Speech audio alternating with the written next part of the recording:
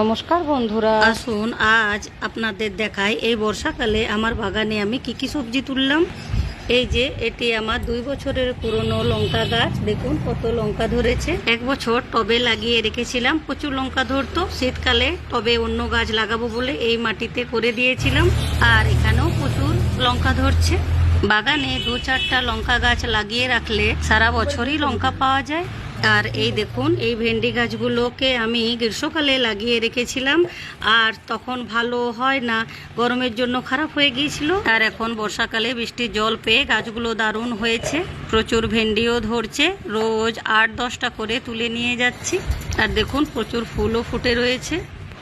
নিজের হাতে গাছ লাগিয়ে ফসল তুলে দারুণ আনন্দ হয়। সামান্য কিছু সবজি হলেও আনন্দটা বেশি গুরুত্বপূর্ণ। আর এই দেখুন, এগুলো বর্ষাকালে লাগানো গাছ, বড় হয়েছে, এবার এগুলোতেও ভেন্ডি ধরবে।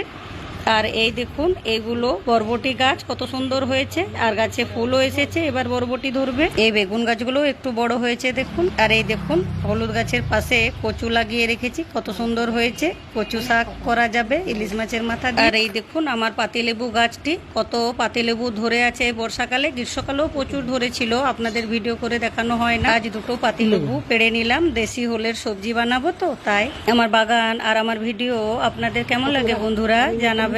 Happy gardening.